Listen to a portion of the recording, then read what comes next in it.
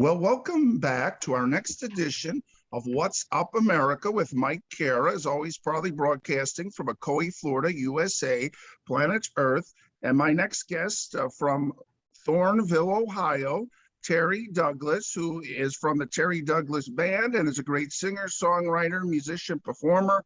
And Terry, it's such a pleasure and honor that you could join me today as we talk all about, your great music. And first of all, why don't you tell our audience a little bit about yourself and where you feel your love and passion for music comes from? Okay. Terry Douglas. I'm from Thornville, Ohio. Father, a husband, songwriter.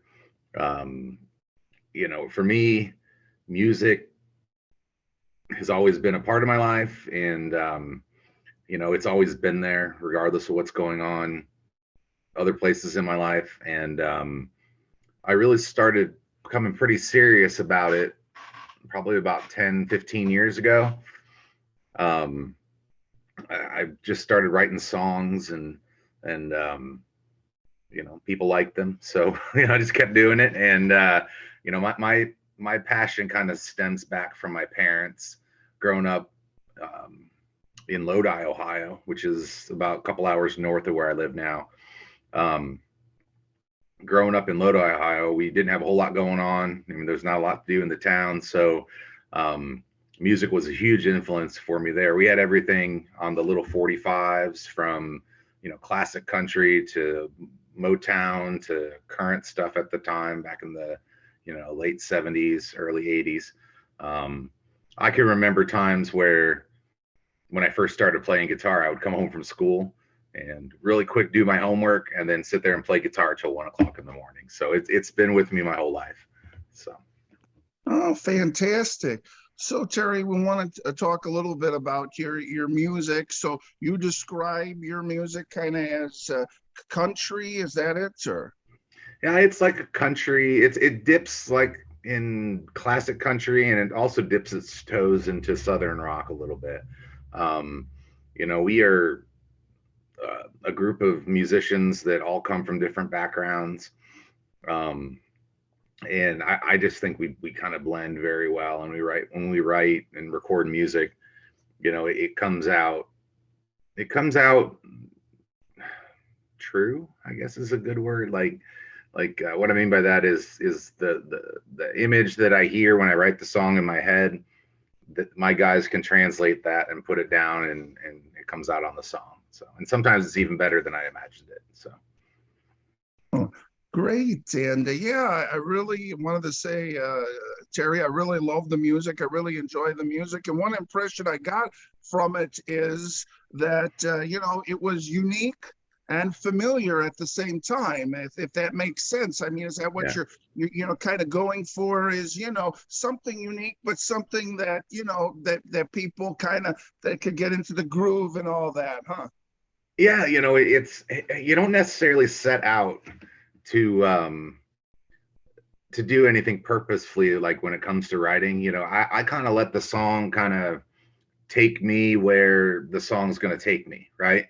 And for me, it always kind of straddles that line between classic country and a little bit of southern rock, which both of those things are familiar to people.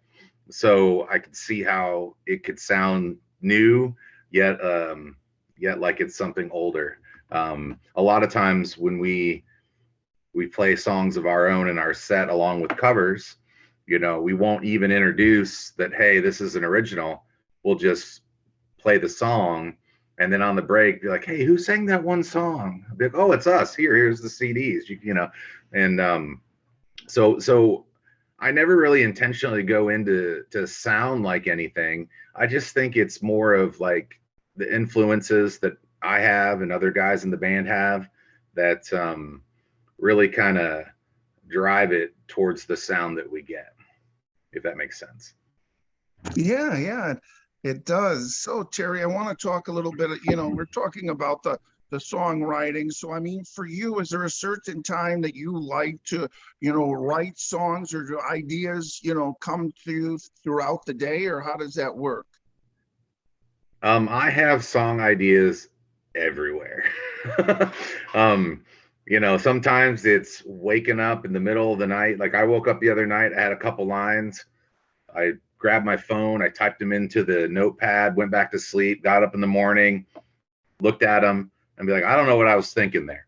So I set it down. A couple days later, I'm like, oh, I got it. Now I remember. So I went back to it and I wrote a song out of it. So sometimes it's like that. Sometimes, you know, I describe my writing as a binge writer. I can sit down in one day and write 4 or 5 songs, and then not write anything for 2 weeks. But you know, then there's also times where an idea will come to me like that, where I feel like I have to get it out, and then I get it all out on paper, and then I'll go back and refine it later. But mostly, you know, I like to. My style is more to like write fast, and then write you know, write what I feel. Those are the two big things for me. And oddly enough, I do some refining of the songs, but I'm not like pining over every word and every phrase, because you know, I kind of feel like that song came to me and I'm releasing it out into the, you know, into the rest of the world. That's how it was given to me, so that's how I'm going to put it out. And you know, I make it so it musically makes sense, but as far as meaning and what it says, you know, it's just kind of what comes out. Okay, so for you, Terry, you know, you mentioned about, you know, writing the songs with the band together. So, I mean, do you actually write the lyrics all together, or do you have the lyrics and then when you get the core of the song done, then come to the band and say, let's, you know, write all the parts? Or Yeah, typically what I do is I'll get like a chord structure together, and I'll get the melody line with the vocals. Um, and then I'll take that information and I'll just do like a quick little video and then email it to the guys, and then they start working on their parts. And then we come in and we get into the band room. We're sitting in my studio right now. Um, so we come into the band room and you know, we'll start working the songs, and then we'll, you know, we'll kind of arrange stuff and extend pieces and add an intro and do those things. Those guys are 100% responsible for their parts. um, and then the way that it kind of works out credit wise is I'm listed as the singer songwriter, and then the Terry Douglas band with all of its members is listed as the composers of the music. So oh, so we see the guitar back there, Terry. So, I mean, are you like the rhythm guitarist, or do you have a part you come up with too, or? I primarily play rhythm. I don't do any leads. We have a great lead guitar player in Dave Parks. We have an awesome steel player in Jerry Miller, and then Craig Nelson is our rhythm player. He plays electric, and I primarily play acoustic, but there's some songs that I do play the electric on. But you know, mine is more rhythmic for the band, and then those guys do their things. There's some songs I don't even play on just because they've already got their parts and I don't want to mess them up. So Oh, so you mentioned that, yeah, everyone in the band is in charge of their own parts, but I mean, essentially, then you could say, or you maybe critique it, or usually when they say, "Here's what I've got," you say that that's great, or well, it just depends. Like if you know, we're playing a ballad and Dave comes in with this big rock and solo, I might tell him to tweak it down a little bit, you know. um Ultimately, you know, we come to a consensus of what sounds good usually. The final say does come to me though. I mean, it's kind of my name that's out there, and um you know, I want to make sure that we're putting out the best possible music as we possibly can. So oh, so then when you record all of this music, I mean, you pick like your best songs. I mean, did you record like every original song you've written, or? oh no, no. No, typically what happens is we usually, like, we're going to do an album in the fall, and we'll get together probably in late October. We were supposed to record mid-November. So late October, we'll get together, we'll go through the material, we'll pick out the best 12 songs that we want on the CD, and those are the ones that we focus on. And then we go hard at it. You know, we'll practice 3, 4, 5 times a week, just getting those parts down. So that way, when we hit the studio, You know, we're not learning our parts in the studio or trying to come up with stuff in the studio. We have a good idea of what we're going to do when we get there. Not to say that it doesn't change, but you know, for the most part, once we get there, we know what we're going to do and how it's going to sound. And a lot of times we try to play them out ahead of time if we can. So. Okay, Terry. So I want to talk about these nice songs that you've sent here in our audience, at least for the podcast has been the audio podcasts have been listening to. So the first song we have is Small Town USA. Can you tell us about this song, please? Yeah, it's actually our current single, and you know, the thoughts behind that song were kind of based off upon just I have some friends and they throw these little private parties and stuff, and they're usually like block parties where they shut down the street and we go and we play. And you know, I'm just sitting there one night and I'm just kind of looking around, and it's exactly what I think America should be. A bunch of people that get together, just enjoying themselves, having a good time, you know, trying to do the best that they can with what they have. And you know, and just being together with each other and enjoying each other's company. You know, we've been fortunate enough to play for them probably 6 or 7 times in the past year and a half. And every time it's just amazing to me when you bring a group of people together that you know all just want to relax and have fun, and what kind of a great environment that is. And you know, kind of got my gears going thinking about, you know, growing up in a small town like I did. You know, the things that you go through, you know, the struggles with wanting to leave or not wanting to leave your town, and that kind of drove that song for me. And you know, and it was actually one of the easier ones that we put together, because I think we had that one down within a couple days, like a couple practices, and it didn't change much from where we recorded it. It was pretty neat to see it come together. So. Oh, okay. And now the next song we have here is Tattoos. Can you tell us about this one? I sure can. So I got the idea. We have a promoter that helps us online. Her name is Sandra, and she sent me this phrase. It was about tattoos, and I forget what the rest of it was. I didn't use the rest of it. And then she started telling me a little story about some things, that some of it was going on in her life and some of it was going on in a friend of hers life. And from that conversation, that song was born. So, you know, I always tease people that song was written over the internet, which I have a couple of them that actually were because of COVID last year. So, you know, so that's kind of the story behind that one. It's just, it's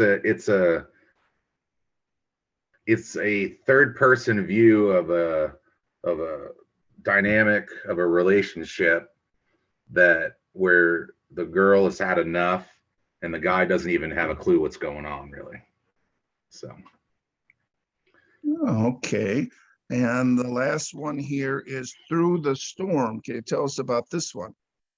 My wife and I co-wrote that one. So that one's always special to me. So I think everybody has had times in their life where they just feel like they can't go any further. Oh, how can I handle any more? And myself included. And a lot of that song draws upon my experiences where I've been just overwhelmed to the point where I'm just like, I can't do it anymore. And the title came from my wife and I kind of talking back and forth about songs, and we talked, and she gave me that title and we started to write it. And you know, it kind of grew into, you know, just how do you deal with all of the things that are going on? You got to remember, when I was writing these songs, it was probably March of 2020, April of 2020. I had a whole album already written, and we were going to go into the studio and record it in April of 2020. And then like those songs just didn't seem like they fit what was going on at the time, and they really didn't feel like me anymore, I guess. So I scrapped it. took it. It's sitting on a shelf. I'll get to it another day, maybe not. I don't know. And I wrote all of the songs on Through the Storm, or co-wrote them within a 30-day time frame. There was a point in time where I was sending my band a new song every day in the month between March and April. Okay, this is going to be our next album. This is what we're doing now. So we got in, we rehearsed them in May. We just set up in my garage at the time and just banged out these songs for 6-7 hours a day until they were good. And then we hit the studio, recorded the album in 3 days. So that particular song, though, was kind of like the one that started it all for that new writing process. I'm like, oh, this is something I really like. I want to write stuff that'll go with this and kind of make a complete album. I'm still a believer in albums, you know. So I think there's importance when you put out an album that has some consistency track to track. So okay. So yeah, those are some great songs here. And now, Terry, I want to talk a little bit about your performing. So I'm not sure how it is in Thornville, Ohio, you know, around Columbus, Ohio, as far as performing. But I mean, are you getting gigs? Are you getting back into the swing of things? Or I never really slowed down. I mean, that when we shut down, obviously we didn't have anything to do, but we were writing, so we were busy. And then June, July is when things started picking up a little bit back in Ohio last year. And then the fall was really busy. And then I didn't book anything for 2021 because I wasn't sure what was really going to go on. So I decided to start booking stuff February 15th. By February 22nd, I had my whole year booked all the way up until December. So we've been very busy. We've been very fortunate to get to play in front of people and get to really kind of get out there and do our thing. And we've been able to get into a lot of new venues this year. And that's going to continue into 22, which we're looking for now as well. So yeah, I mean, we've been very fortunate that whether it's playing solo or duo or with the full band, we've been doing at least 4 nights a week for the whole year. So it's been pretty good. Great. So now the question is, you know, you mentioned about, you know, doing the solo, the duo, you know, the trio, you know, the whole band. But my question is, you know, as the rhythm guitar player, do you play different parts, or does what you play change if it's just the two of you versus the whole band? Well, Dave and I are usually the duo partners, my lead player and I, and it might change a strumming pattern, or it really doesn't change too much for me. I mean, you know, it's country music, so it's 3 chords in the truth. There's only so many ways you can play them and strum them. So, you know, I think the songs that we play, Dave and I, versus the songs that we play with the band, I think that we have probably another 40 songs different than what we would have in the band. And there are some originals that we don't do as a duo just because the instrumentation parts of the other people are so important to the song that it just doesn't sound the same. But for the most part, you know, we try to give a great show regardless. So. Oh, okay. So I wanted to ask you, Terry, you know, about some of those venues. And the question I have, you know, here in the Orlando area, we have about 30 craft breweries. And I was just wondering where you are there a lot of craft breweries, and do you play those craft breweries? Yeah, there are quite a few.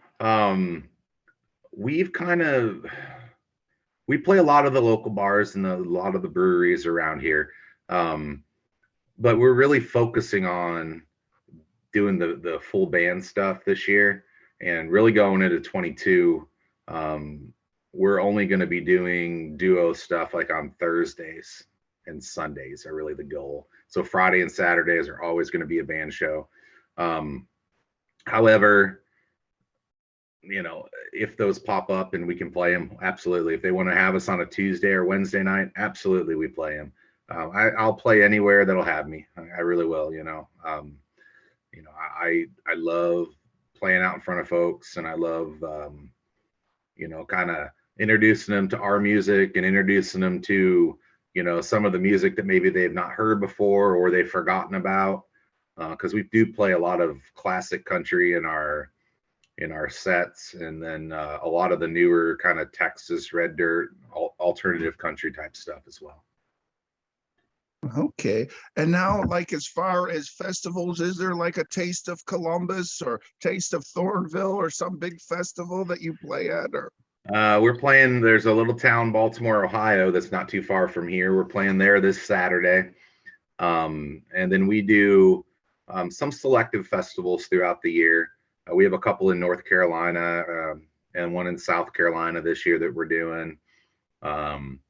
We've got a couple in Ohio that we're doing this year, one in Northern Ohio, and the one we're playing this Saturday.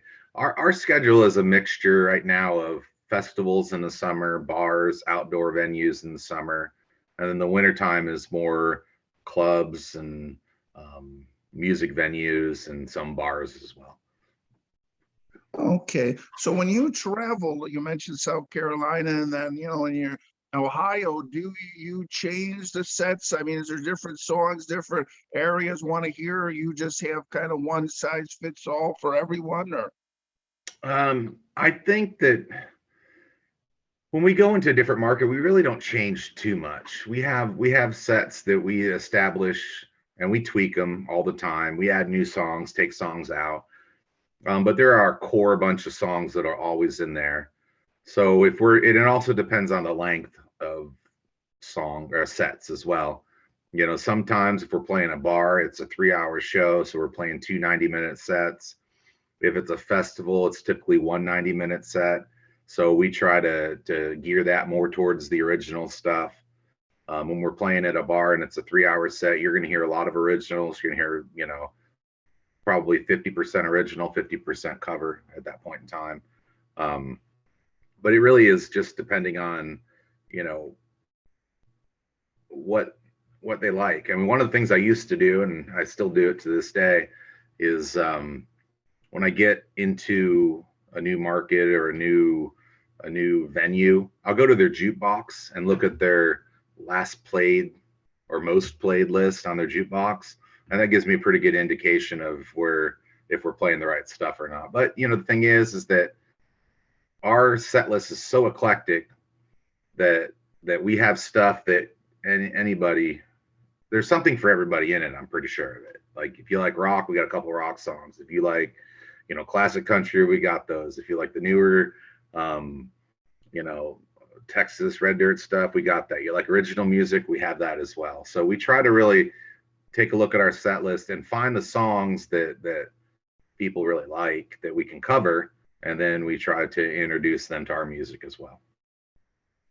okay, Terry, we want to talk about your website in just a bit, but before Sure. we get to that, when I was a kid, we want to talk about requests and how you handle different song requests. When I was a kid, I always heard every festival, free bird, free bird, free bird. I mean, does anyone shout that anymore? Or Yeah, that and Wagon Wheel are the two big requests that we don't play. So,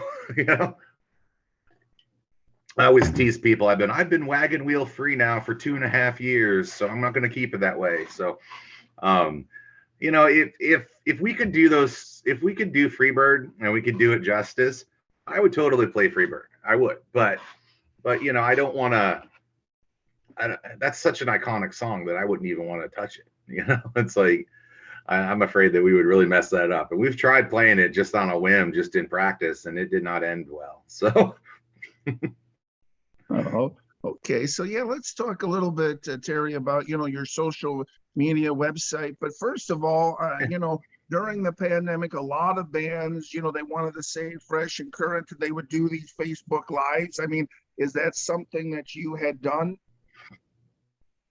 I did. I was doing when the pandemic first started. There's a lot of little clubs in Ohio that shut down like that, right? So, their employees were out of work, like the bar owners were struggling.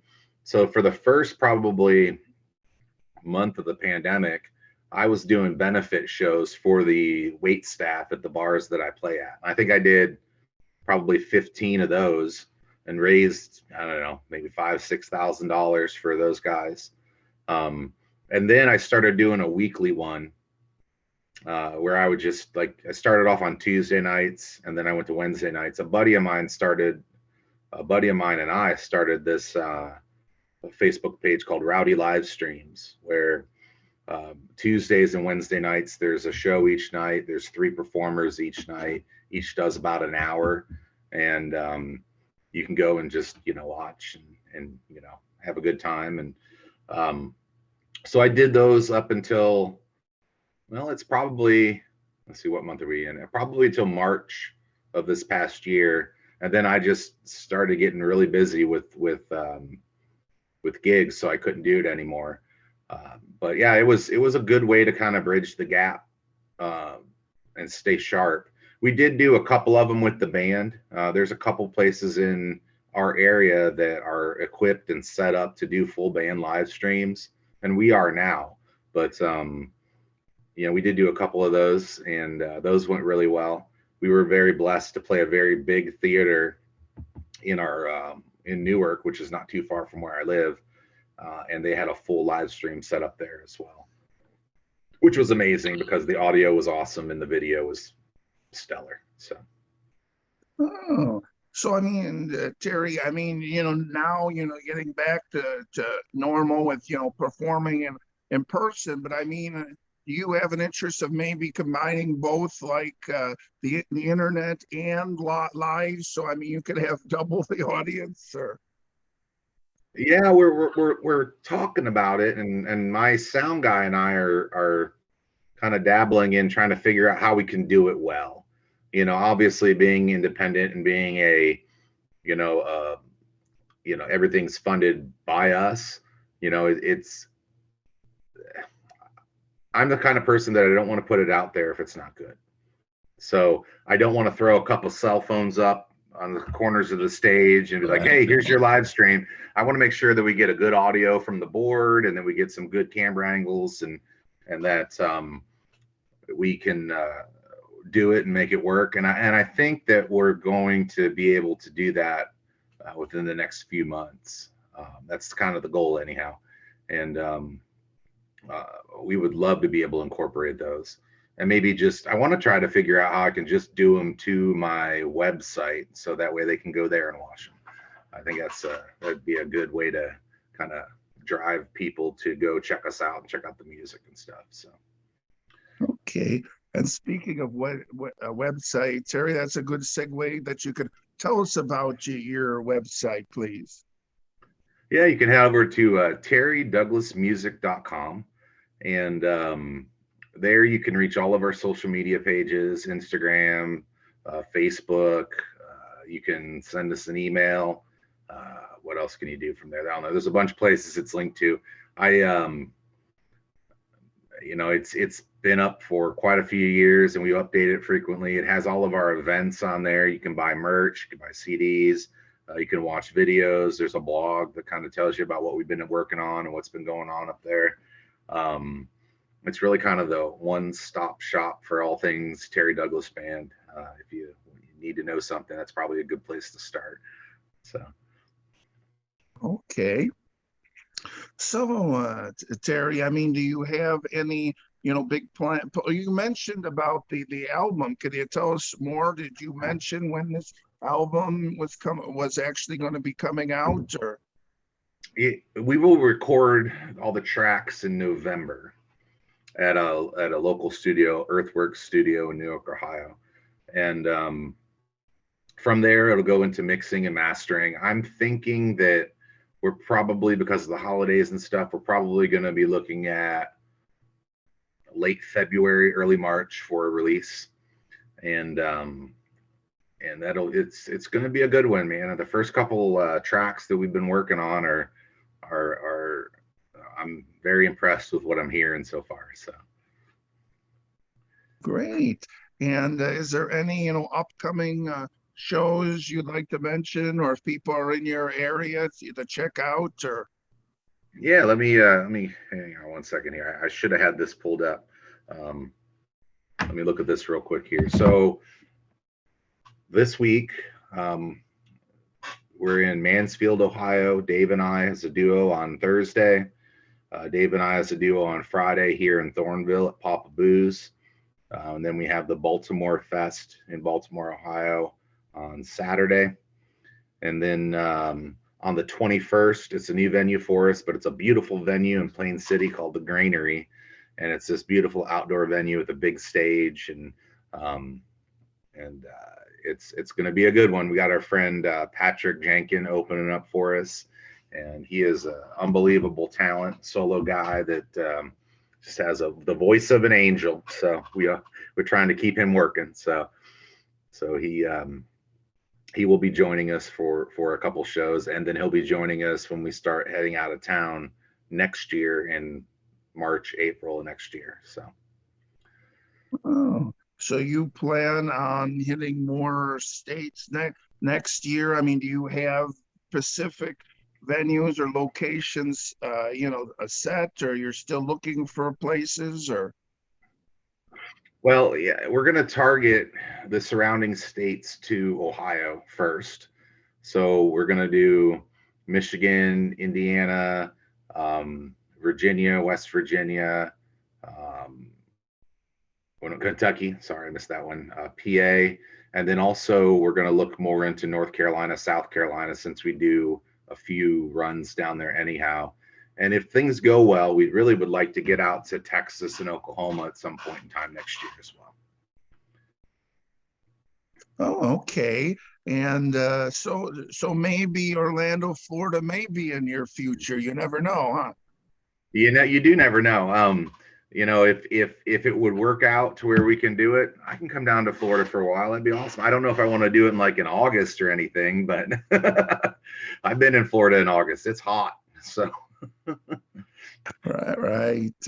Okay, Terry. Yeah, we really do appreciate your time and appreciate the music. So, I mean, right now, then, as far as if our audience wanted to purchase any music, I mean, you have a new album, but do you have other albums or any other music they could purchase? Or we do.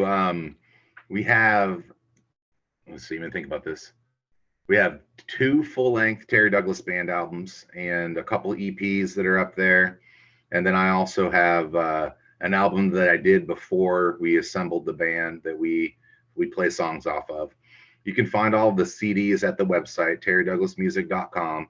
If you're not a CD person and you're a digital person, Spotify, Amazon, um, iTunes, Apple Music, all those places, any place pretty much that you can digitally get music, we're there. So you can find us pretty much anywhere you find anybody else on the digital platforms. Just search for Terry Douglas Band, and you'll be able to find all of our music. okay, great. Any final thoughts or anything else you'd like to mention here? We just I don't know. I'm very blessed to be playing music with the guys that I am, and those guys are amazing. And we've got. I just want to kind of introduce the guys in the band. Our drummer is Billy Compton. Our bass player is Wolf Wagner. Our guitar player, lead player is Dave Parks. Steel player is Jerry Miller. And then our rhythm player is Craig Nelson. So we've been together now as this configuration for about 2 years. The band's been together for about 4. So, we're hitting that mark where we're starting to hit our stride, and we're excited for what 2020 brings. And come out to a show, check us out online, and we appreciate all the support. And thank you for having us today, Mike. Sure, definitely my pleasure. And speaking about online, if you could give your website one final time, please. Sure can. www.terrydouglasmusic.com.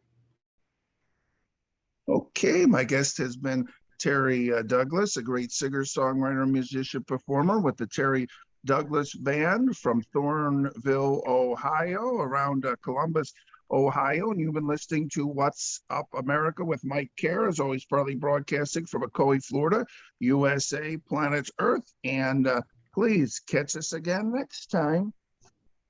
Okay, let's see.